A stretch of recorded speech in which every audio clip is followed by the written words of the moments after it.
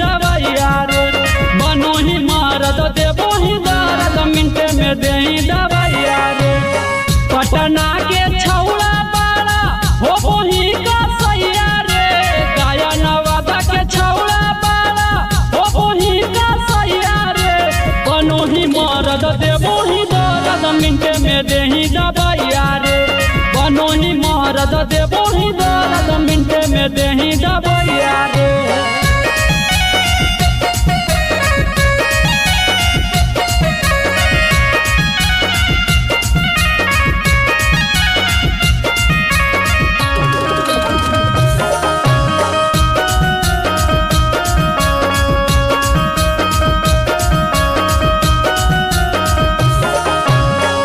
पकड़ के देसु घरैनी रे देसु घरैनी कमर के ऊपर थोड़ा नंबर लिखैनी रे नंबर लिखैनी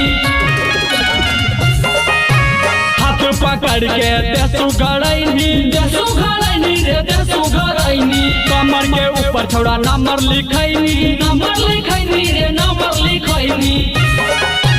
करो ही राती में फोन छौड़ा मिले बोलैनी मलैया में करो ही राती में फोन छौड़ा मिले बोलैनी मलैया में बनो ही मरद देबो ही दर्द मिनटे में दे दवाइया रे बनो ही मरद देबो ही दर्द मिनटे में दे दवाइया रे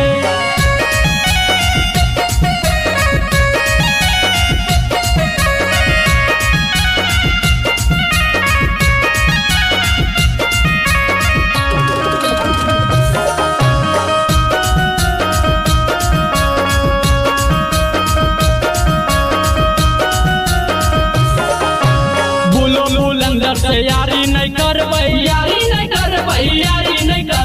राइटर अमित बड़ी यारी छौड़ा कर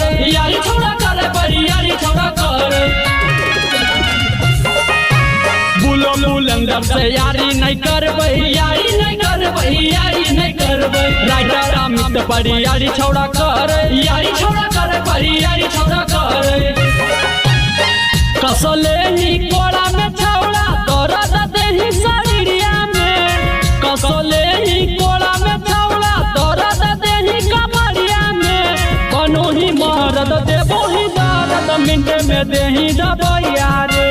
बनो ही मरद देबो ही दर्द मिनटे में देही दवाइया रे। Manish recording studio Halsi.